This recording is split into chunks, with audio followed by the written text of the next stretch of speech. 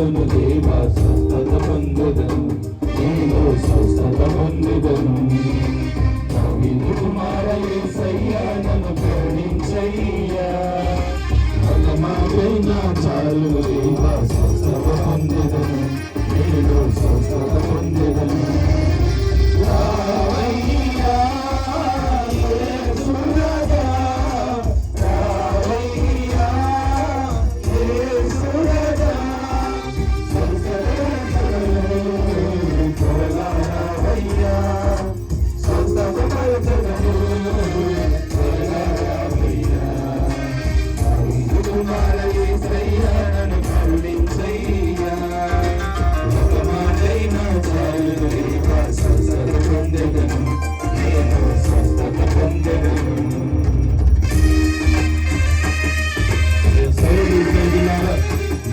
అంచును తాకినటువంటి ఆ స్త్రీ స్వస్థత పొందుకుంటుంది. ఆ ప్రభుని తాకి అనేక మంది స్వస్థతను పొందుతున్నారు. మనము కూడా దృఢనమ్మకంతో విశ్వాసముతో స్వస్థతలు పొందుకుందాం. ఆ ప్రభు మనందరినీ కూడా జీవిస్తూ ఉన్నారు.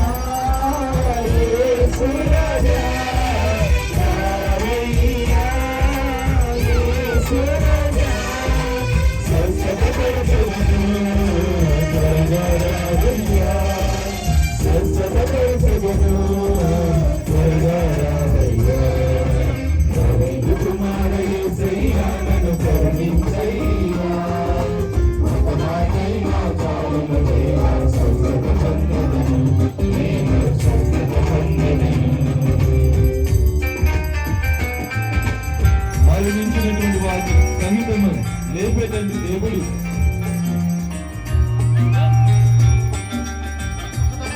క్రీస్తు ప్రభు ప్రియ సోదరి సోదరులారా, లాజరును జీవంతో లేపినటువంటి ప్రభు, యాయూరు కుమార్తెను జీవముతో లేపినటువంటి ప్రభు, విధవరాలి కుమారులను జీవముతో లేపినటువంటి ప్రభు, సజీవుడై 3వ రోజున ఉత్థానమైనటువంటి ప్రభు మనందరినీ కూడా ఆ జీవంతో నింపేటువంటి ప్రభు, ఆ జీవాన్ని, సత్యాన్ని, మార్గాన్ని అందరం కూడా అనుభవించడానికి ప్రయత్నం చేద్దాం.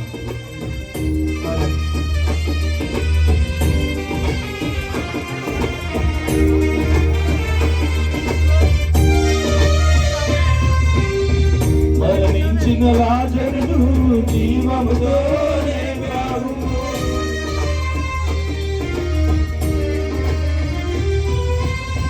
మరణించిన లాజరును జీవముతో లేపావు, నేనే పునరుత్థానమును సత్యం జీవం మార్గమును, నేనే పునరుత్థానమును సత్యం జీవం మార్గమును అని పలికిన దేవా నీకే స్తోత్రమయ్యా, అని పలికిన దేవా నీకే స్తోత్రమయ్యా. రామయ్యా యేసు రాజా, రామయ్యా సంతతపరచగను సరళమయ్యా, దావీదు కుమార యేసయ్యా నన్ను కరుణించయ్యా, ఒక మాటైనా చాలును దేవా స్వస్థత పొందెదను, నేను స్వస్థత పొందెదను.